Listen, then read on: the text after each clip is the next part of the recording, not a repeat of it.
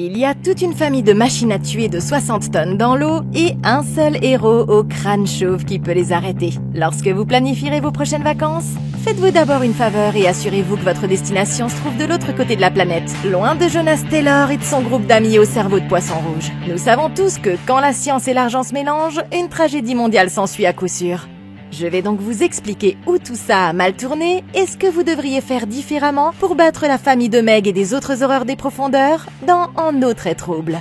Ces scientifiques veulent devenir riches ou mourir en essayant, et vous pouvez probablement deviner comment ça va se passer. 5 ans après leur premier affrontement avec le Meg, la station de recherche Manawan est dirigée par une nouvelle équipe.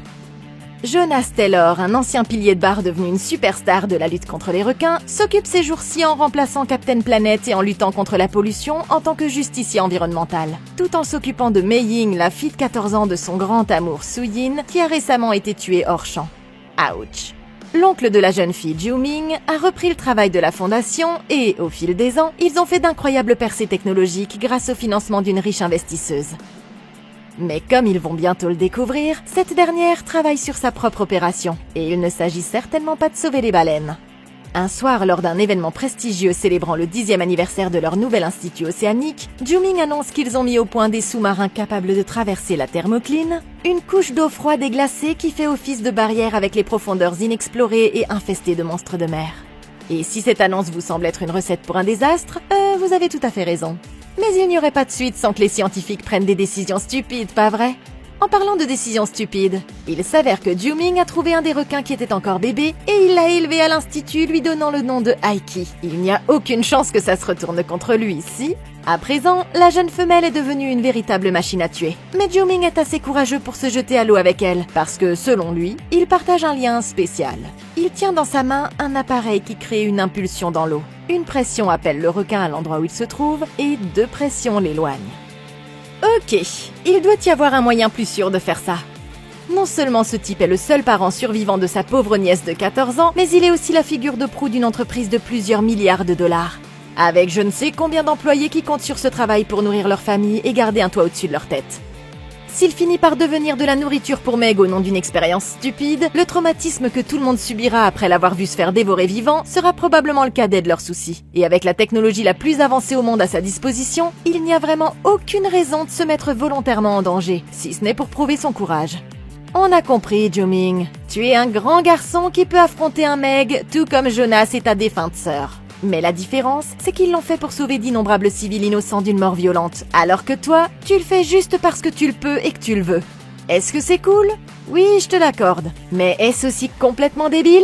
Absolument, monsieur. Alors fais une faveur à tout le monde et utilise ta richesse et ta technologie illimitée pour trouver un moyen moins risqué d'essayer ton petit bouton. Ne serait-ce que pour le bien de Mei Ying. Sérieusement, elle se tient juste là. Quel effet ça aurait sur son esprit d'adolescente si elle voyait son oncle se faire anéantir par un prédateur de 50 tonnes? Pense à la gamine, tonton. D'après notre dernière rencontre, nous savons que tu disposes déjà des matériaux nécessaires à la construction d'une cage capable de résister à la mâchoire d'un Meg. Le seul problème, c'est que la cage était beaucoup trop petite et que le requin a failli l'avaler en entier. La solution semble évidente. Utilise le même matériau, mais fais-le plus grand et conçois la cage de façon à ce qu'elle ne puisse pas être facilement avalée. On estime qu'un mégalodon adulte pouvait effectuer une morsure de 3,5 mètres de large. La construction d'une cage cubique de 4 mètres sur 4 au lieu de la forme cylindrique standard devrait donc rendre impossible l'ingestion par Aiki et te permettre de t'amuser en toute sécurité avec ton requin ou de compagnie toute la journée si tu en as vraiment envie. Les cages à requins, c'est bien, mais tu sais ce qui est encore plus sûr? Ne jamais entrer dans l'eau avec un mégalodon. Ça va peut-être te sembler dingue, mais crois-le ou non, il est en fait possible de faire cette expérience sans utiliser ton propre corps humain, fragile et tout mou, en guise d'appât. Je vais te confier un secret. Tu connais ces mannequins grandeur nature que les sauveteurs et les pompiers utilisent pour s'entraîner?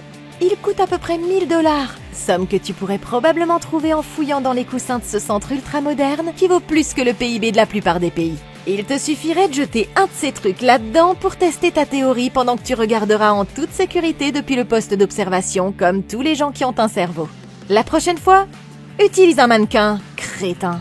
De cette façon, tu n'auras plus à mettre ta vie en danger pour prouver une expérience qui, en fin de compte, ne t'apportera pas beaucoup d'informations utiles. Au début, tout se passe comme prévu. Le requin géant va et vient comme il l'avait annoncé. Ju-Ming considère que c'est un succès, mais soudain, l'équipe d'observation détecte quelque chose de grand sur le sonar qui tourne en rond. C'est le requin, et il se rapproche rapidement. Ju-Ming appuie sur le bouton, mais cette fois-ci, le requin ne réagit pas. Alors qu'elle se rapproche, il tire sur sa corde d'évacuation au dernier moment et tous les autres regardent ailleurs, convaincus qu'il vient de devenir de la nourriture pour poissons. Malheureusement, il semblerait qu'ils ne quitteront pas le travail plus tôt que prévu, parce que l'homme entre avec assurance dans la pièce, comme si de rien n'était. Il l'a échappé belle, et les membres de cette équipe n'hésitent jamais à prendre des risques au nom de la science. Après avoir chargé son matériel, l'équipe monte à bord d'un hélicoptère et se rend à la station de recherche. Ce soir-là, de retour à l'institut, le requin décide qu'il est temps pour lui de partir à l'aventure. Nageant aussi vite qu'il le peut, il utilise son élan pour traverser une grille métallique et se frayer un chemin dans un tunnel de service sous-marin qui mène directement à l'océan. Le lendemain, les deux équipes montent à bord de leur sous-marin et descendent vers le fond de l'océan, tandis que l'équipe de surface observe depuis la station. Pendant la descente, Jonas remarque que le sous-marin consomme l'oxygène beaucoup plus rapidement que prévu, ce qu'il impute à son copilote Rigas qui est nerveux.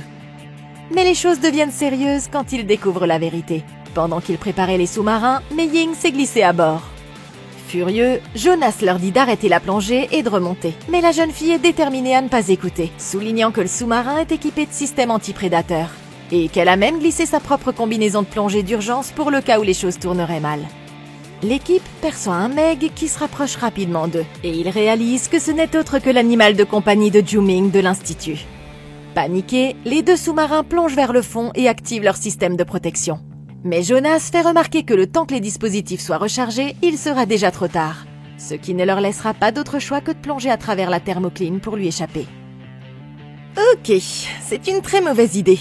Alors que je pensais que nager avec un mec par choix était la décision la plus stupide qu'on puisse prendre aujourd'hui, cet équipage continue de trouver de nouvelles façons passionnantes de mettre sa vie en danger au nom de la science. Dans quel monde la plongée dans la thermocline est-elle la situation la plus sûre? Faudrait-il leur rappeler que c'est exactement de là que sont venus les Meg? Comment ça pourrait être une bonne idée de descendre là où il pourrait y en avoir d'autres? Sans parler des calamars géants et de je ne sais quoi d'autre. Et en plus, il y a une ado à bord. La première règle de sécurité en matière de Meg, c'est qu'il n'est pas nécessaire d'être plus rapide que le requin pour s'enfuir. Il suffit d'être plus rapide que l'appareil qui se trouve à côté de soi. Ils auraient pu facilement remonter à la surface en espérant que le requin s'en prenne d'abord à l'autre sous-marin.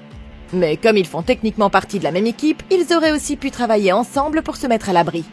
Sachant que la vie de Mei-Ying était en danger, ils auraient dû utiliser le submersible de son oncle comme bouclier pour attirer l'attention du requin et plonger vers la thermocline pour faire diversion, pendant que celui de Jonas remontait à la surface. Même si le requin finissait par s'en prendre à eux avant qu'ils ne soient parvenus jusqu'à la station, il n'aurait eu besoin que d'une toute petite fenêtre pour mettre en place les dispositifs de défense à pulsion électrique, et ils auraient pu s'en sortir. Ensuite, ils auraient pu déposer Mei-Ying en toute sécurité et se regrouper à la base pendant qu'ils cherchaient comment reprendre le contrôle de Aiki, l'animal de compagnie de son oncle. Parce qu'après tout, ils ne peuvent pas continuer leurs recherches maintenant qu'elle erre en pleine mer et cherche des victimes innocentes à dévorer. Si vous avez l'intention de garder un requin de la taille d'un semi-remorque comme animal de compagnie, vous devriez probablement réfléchir à ce que vous feriez s'il s'échappait. Il peut vous sembler inoffensif si vous vous faites des illusions, mais un tel animal peut vous causer de gros problèmes si les conditions ne sont pas réunies. Vous devez prévoir une solution de secours au cas où votre compagnon aquatique déciderait un jour de se faire la malle. Pour quelqu'un comme Ju-Ming qui dispose d'une fortune illimitée et des technologies les plus avancées, la tâche devrait être incroyablement facile. Les chercheurs utilisent déjà des balises satellites pour suivre les requins dans leur migration autour du globe. Mais au lieu d'envoyer occasionnellement sa position à une équipe de scientifiques, ils pourraient la transmettre en permanence à une station remplie de drones sous-marins armés de puissants explosifs. Comme ça, si le requin franchissait le périmètre, les drones seraient automatiquement activés et se dirigeraient vers lui, le réduisant en bouillie et gardant les eaux de votre site touristique local sûr pour tout le monde.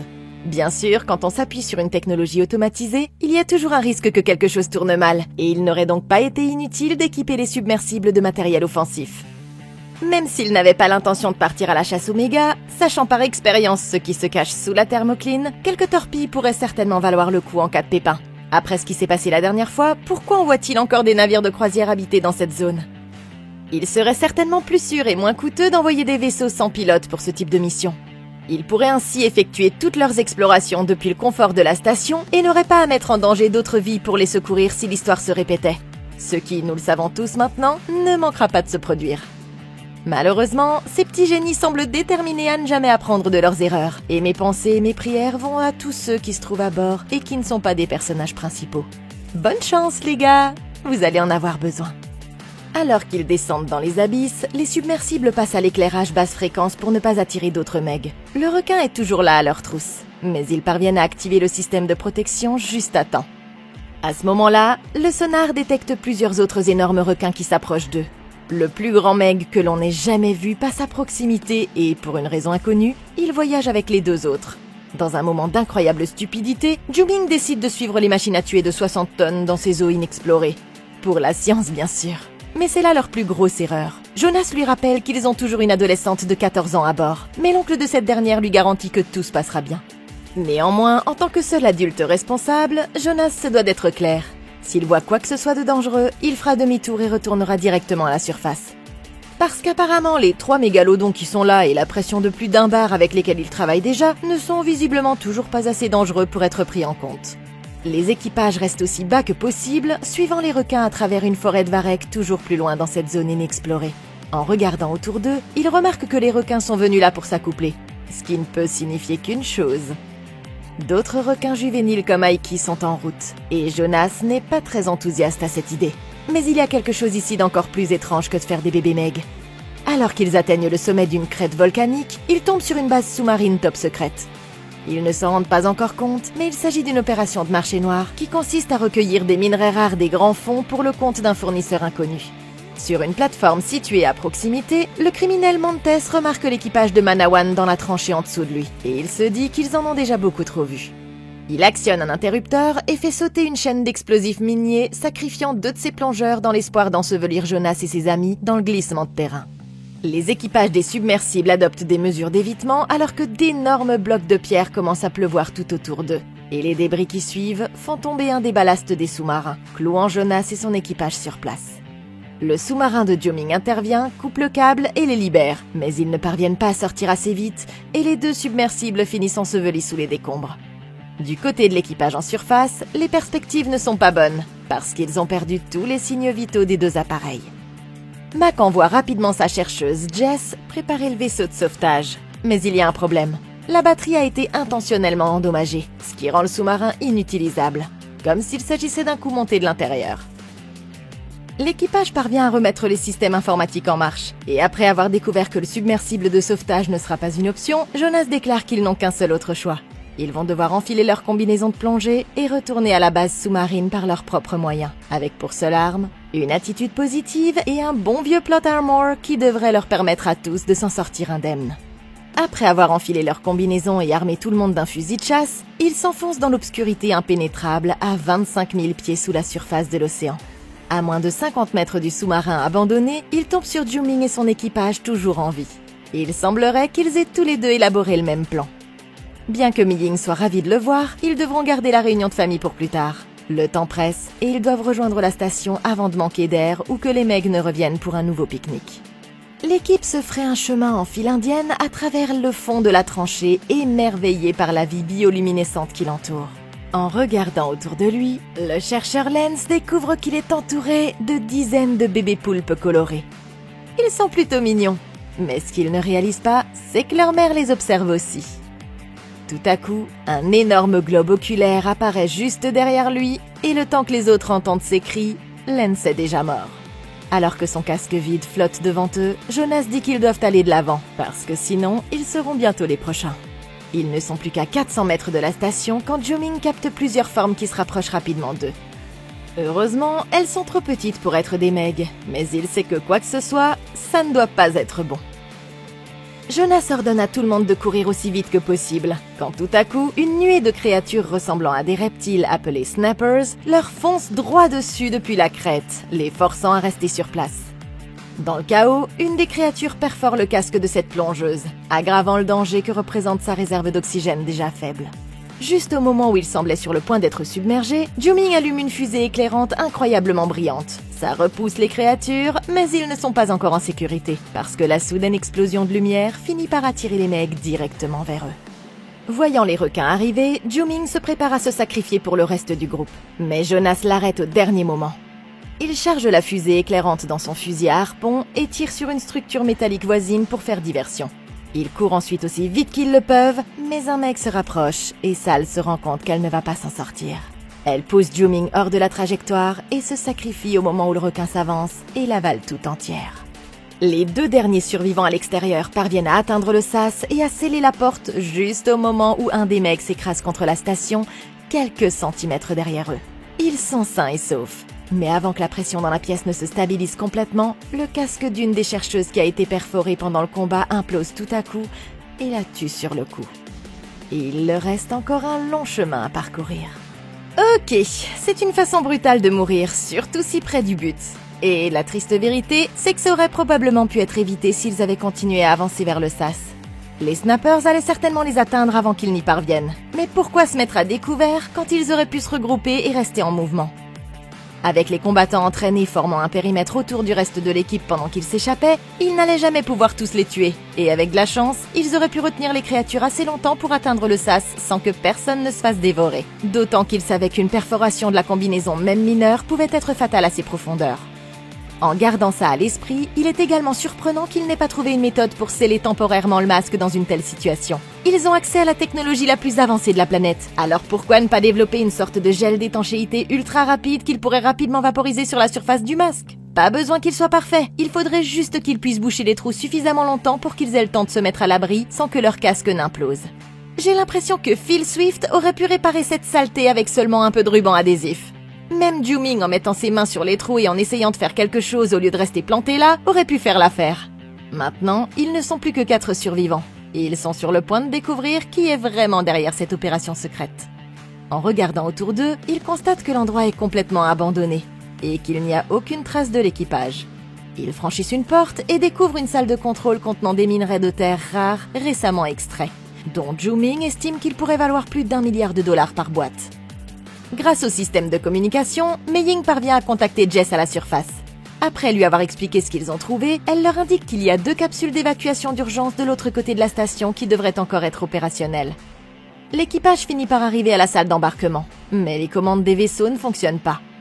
Tout à coup, l'unique porte se ferme à distance, et c'est alors que Jess apparaît à l'écran, révélant que c'est elle qui a verrouillé la pièce. Elle tente de les soudoyer pour qu'ils oublient ce qu'ils ont vu, mais Jonas ne se laisse pas faire, et il exige que justice soit faite pour la vie de ses 3 amis.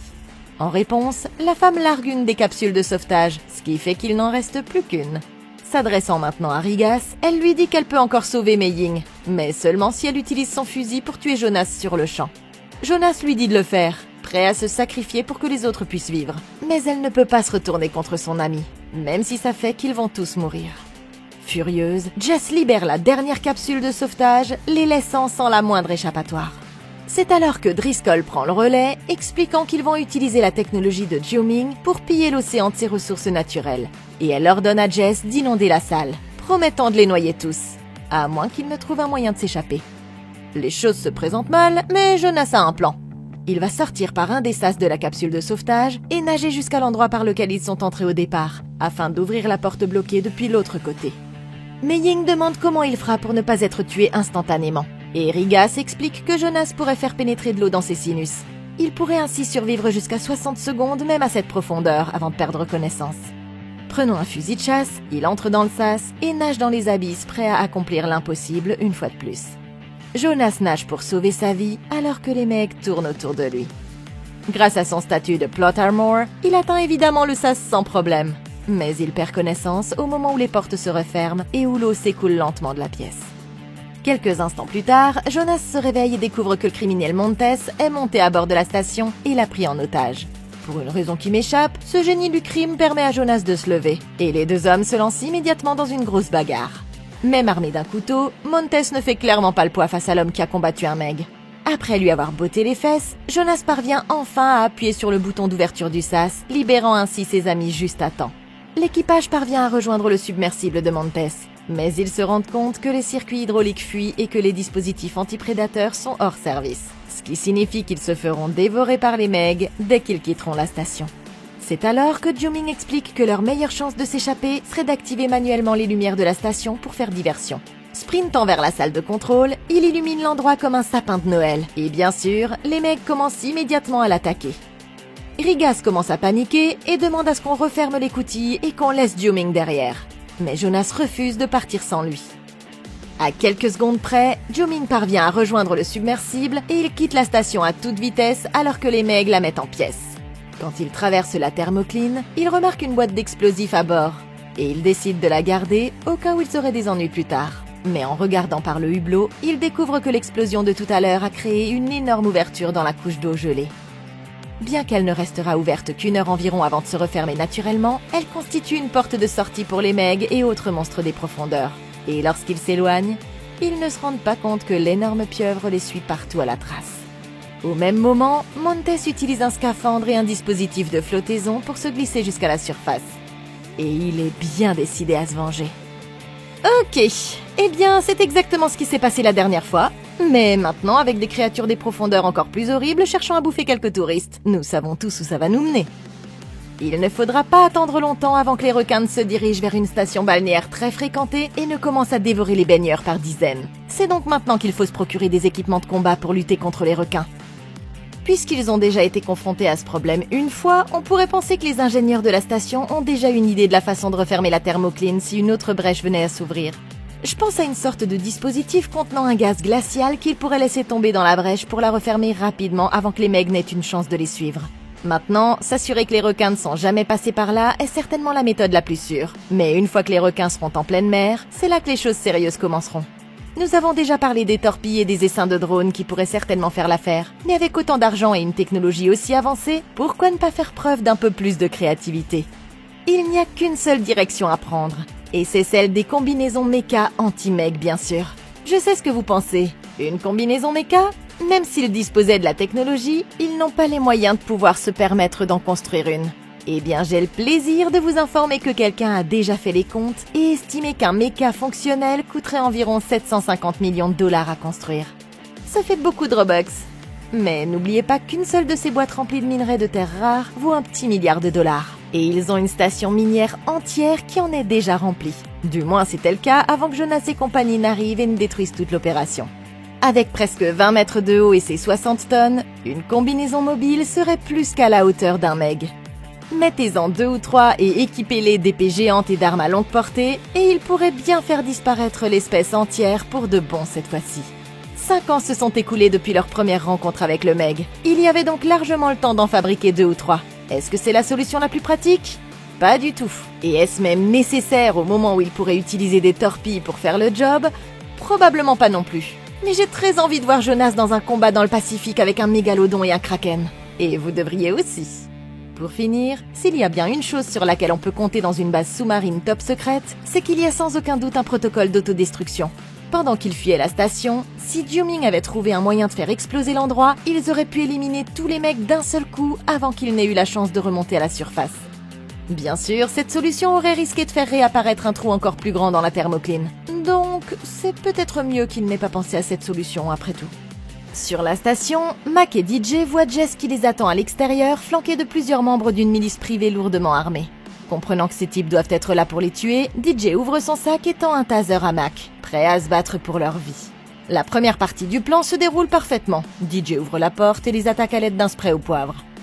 Mais au lieu de fermer la porte et d'attendre, Mac sort directement dans le nuage et s'aveugle lui-même. Jess saisit l'arme d'un des soldats, mais DJ la neutralise rapidement avec le taser.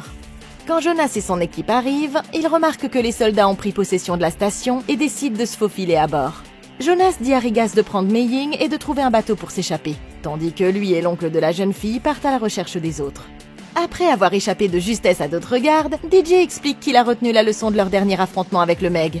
Il ouvre son sac et en sort un Desert Eagle de calibre 50, entièrement chargé de projectiles empoisonnés, ce qu'il a découvert en regardant Les Dents de la Mer 2. Les soldats ouvrent le feu et ils décident de s'enfuir par une autre porte, mais ils se retrouvent avec une arme pointée sur leur tête, ce qui les oblige à se rendre. Les soldats les ramènent dans la station quand tout à coup Jiuming surgit par une des portes, prétendant qu'il est menacé par quelqu'un d'autre qui se trouve hors de vue. Au moment où les soldats baissent leur garde, Jonas surgit par une autre porte juste à côté d'eux, et il les abat d'un seul coup, sauvant ainsi les 2 hommes. Dans la salle de contrôle, Montes dit à Jess que Jonas est arrivé à la station, et elle ordonne à ses hommes de boucler l'endroit. Alors qu'elle prépare sa version des faits, elle remarque un requin qui nage à l'extérieur. Mais elle ne s'inquiète pas, affirmant que l'endroit est censé être à l'épreuve des megs. Tout à coup, le requin traverse la paroi vitrée et inonde la chambre d'eau. Ça fait une méchante éliminée, et il en reste 2.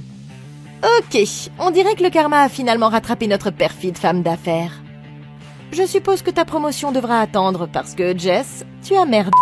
Tout d'abord, c'est exactement ce qui arrive quand on sous-estime les megs. Bien entendu, tu as voulu croire que la station était à l'épreuve des megs, mais c'est pas pour autant qu'il faut le dire à voix haute. Le verre les a peut-être arrêtés dans le passé, mais c'était avant que le plus gros requin qu'on ait jamais vu n'entre en scène. Et il n'a fallu qu'une quinzaine de secondes pour te prouver que tu avais tort. Dans le métier, on dit « jouer au con » et s'en mordre les doigts. Il est cependant difficile de dire que tu ne l'as pas cherché. Après tout, tu as choisi en toute connaissance de cause de travailler pour une femme qui n'hésite pas à tuer ses propres concurrents pour avancer.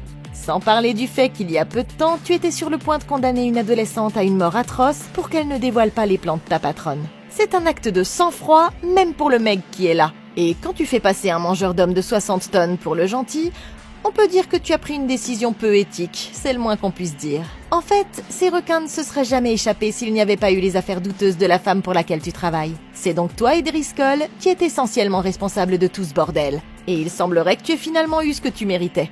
Maintenant, il y a 3 megs, une pieuvre géante et toute une nuée de créatures reptiliennes enragées qui s'apprêtent à faire un carnage parmi des vacanciers innocents. Et tu n'auras même pas une part des bénéfices si ta patronne s'en sort vivante. Quand tu fais tout le sale boulot pour finalement servir d'appât aux requins, Jess, tu as merdé. Pendant ce temps, Jonas et les autres survivants montent à bord d'un petit canot et décident de pagayer au lieu d'utiliser le moteur pour ne pas attirer l'attention des megs. Une équipe de soldats les poursuit, mais Montes les avertit immédiatement de couper le moteur. Mais quand ils s'apprêtent à tirer, un des requins surgit sous eux et entraîne le bateau tout entier sous la surface de l'eau. Jonas et l'équipage profitent de l'occasion pour s'enfuir à toute vitesse. Jonas commence à scier des pointes de métal pour en faire des lances et y fixe les explosifs qu'ils ont trouvés dans le submersible de Montes. Juming se rend compte que les mecs se dirigent droit vers une station balnéaire très fréquentée appelée Fun Island. Et il dit qu'ils doivent trouver un moyen de distraire les requins, sinon un grand nombre de personnes pourraient être tuées. Alors qu'ils se trouvent sur un bateau au large de la côte, ces fêtards sont tout à coup attaqués par le Kraken. Après avoir débarqué sur l'île, Montes et Driscoll sont attaqués par ce groupe de gros lézards, ce qui les oblige à se replier vers leur hélicoptère. En entendant ça, les touristes commencent tous à paniquer, et Jonas réalise qu'ils doivent informer les autorités locales. Il envoie DJ et Rigas à la recherche d'une station de radio où ils pourront appeler à l'aide, et il demande à Mei Ying de se cacher dans une tour de sauveteur jusqu'à ce qu'ils reviennent, en lui faisant promettre de l'écouter pour une fois. C'est alors que les mecs font leur apparition et commencent à dévorer les touristes par dizaines. Jonas leur dit alors qu'ils doivent tous monter à bord d'un jet ski et ramener les requins vers le large en utilisant les lances qu'il a fabriquées pour les tuer si nécessaire. Ok, les lances sont un bon début, mais pourquoi ne pas utiliser tous les outils à votre disposition? N'oublions pas qu'il y a une pieuvre de la taille d'une maison qui est en train d'engloutir des touristes à quelques brasses de là. Si c'était moi, je conduirais les mecs jusqu'à elle et je laisserais ces créatures marines s'affronter sans jamais avoir à m'impliquer directement. Laissez-les se battre. Le combat contre le Kraken devrait les occuper pendant un petit moment, et elle pourrait même éliminer un des requins pour vous si vous avez de la chance. Au moins, en les laissant se battre les uns contre les autres, Jonas et son équipe gagneraient du temps pour mettre le plus grand nombre de personnes possible à l'abri avant de revenir s'occuper de l'une ou l'autre des créatures qui auraient survécu. Monter ces prédateurs les uns contre les autres est une occasion trop belle pour la laisser passer, surtout quand votre seule autre solution est de vous diriger vers eux en jet ski et de frapper les mastodontes de 60 tonnes avec une lance de fortune. Il faut être créatif avant qu'il ne soit trop tard, et je serais plus que ravie de laisser cette abomination à 8 bras faire le sale boulot pendant que je réfléchis à la suite des événements. De retour à l'héliport, Driscoll remarque qu'elle est seule tout à coup. Ses gardes ayant été éliminés par les lézards, elle prend une arme et retourne à l'hélicoptère. Mais une des créatures se faufile par la porte ouverte de l'autre côté et l'entraîne dans la jungle pour la dévorer. Ça fait 2 méchants en moins, et il n'en reste plus qu'un. Quand Jonas et les autres descendent sur le ponton, ils se rendent compte qu'il n'y a qu'un seul jet ski disponible. Ce qui signifie que Jonas va devoir faire cavalier seul, pendant que Juming et Mac chercheront un autre moyen de l'aider. Il monte dessus et se lance à toute vitesse dans l'eau, dépassant les megs et réussissant à les attirer dans des eaux plus profondes, loin du littoral. Juming et Mac trouvent un hangar rempli d'engrais et décident de l'utiliser pour fabriquer une bombe. Des soldats arrivent après avoir été poursuivis par les gros lézards et ils leur ordonnent immédiatement de ne plus bouger. De leur côté, DJ et Rigas parviennent à trouver un téléphone satellite sur un des soldats morts. Tout à coup, ils se retrouvent face à face avec d'autres reptiles, et DJ lui dit de courir à 3. Mais le temps qu'il se retourne, elle est déjà loin. Ils finissent par se réfugier dans le local de maintenance et se retrouvent au beau milieu de l'affrontement entre leurs amis et les soldats. Juming remarque un bouton rouge sur le mur et élabore rapidement un plan pour s'échapper. il donne au soldat une dernière chance de se rendre. Mais quand il refuse, il donne une pichenette dans le ventre de DJ, ce qui le fait reculer jusqu'au bouton et ouvre la porte du garage.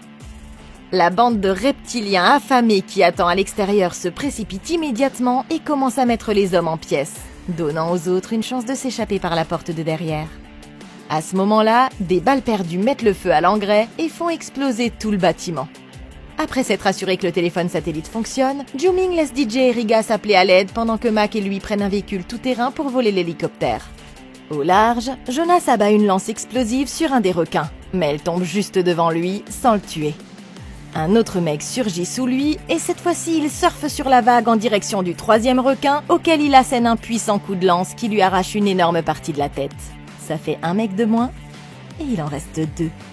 Ju-Ming et Mac parviennent à l'héliport, mais celui-ci est entouré par les genres de gros lézards et pour ne rien arranger, l'hélicoptère n'a plus de carburant. Ju-Ming raccorde le tuyau d'alimentation et saute dans l'hélicoptère au moment où il décolle. Mais avant qu'il ne puisse s'échapper, une créature bondit sur eux et ils tombent au sol. Il utilise un tuyau pour asperger les lézards d'essence avant de courir vers l'hélicoptère tandis que Mac tire une fusée éclairante sur le groupe. Et ça les incinère tous pendant que les hommes s'envolent vers la sécurité. Jonas se précipite vers un des requins, sa lance à la main. Mais tout à coup, Montes arrive et ouvre le feu, ce qui le fait tomber dans l'eau et dévier son tir de sa trajectoire. Alors qu'il manœuvre entre les embarcadères, il remarque Mei Ying dans l'eau qui tente de sauver les gens de la pieuvre géante. Et il décide qu'il ferait mieux de s'assurer qu'elle est en sécurité au lieu de ça. Ju-Ming s'en aperçoit également et demande à Mac de l'approcher. Mais la pieuvre tend son énorme tentacule et tire l'hélicoptère vers le bas, juste au moment où Mac plonge sur le ponton avec la bombe de fortune dans les mains. Après avoir été attaqué par un des megs, Jonas se retrouve lui aussi sur le ponton, et il s'enfuit pour sauver sa vie alors que le requin détruit les planches de bois juste derrière lui avant de retomber dans l'eau. Réalisant qu'il est toujours en vie, Montes saute de son bateau et commence à lui tirer dessus depuis le ponton. Jonas saisit alors la seule arme plus dangereuse qu'un LMG, un bâton de bois pointu. Il tend le bras et poignarde Montes avant de le désarmer rapidement et d'utiliser l'arme pour lui casser le nez. Montes reste debout, prêt à être abattu. Mais Jonas a une autre idée en tête. Montes cherche un pistolet caché dans son dos, mais Jonas le frappe d'un coup de pied spartiate directement dans la mâchoire du meg, ce qui fait que les 3 méchants sont morts. Mais le combat n'est pas encore terminé. Ju-Ming se fait attraper par la pieuvre et entraîner sous l'eau. Mais à la dernière seconde, Mei Ying lance la bombe de fortune qui atterrit directement sur le côté de la tête du kraken. Et ça provoque une énorme explosion. Malheureusement, ce n'est pas suffisant, et la créature tend un tentacule pour l'attraper à nouveau. Mais tout à coup, le requin de compagnie de Ju-Ming surgit de nulle part. Il arrache un des tentacules du monstre, puis l'entraîne dans l'obscurité. Ils doivent maintenant sauver Mac, mais le plus grand des megs les encercle. Réfléchissant rapidement, Jonas saisit une des pales cassées de l'hélicoptère et commence à frapper l'eau, attirant ainsi l'attention du requin. L'énorme bête s'élance vers lui, mais finit par se jeter directement sur la pale, lui perçant un trou dans la tête. Le requin se renverse et coule au fond de l'eau. Ça fait 2 mecs de moins, et il en reste 1.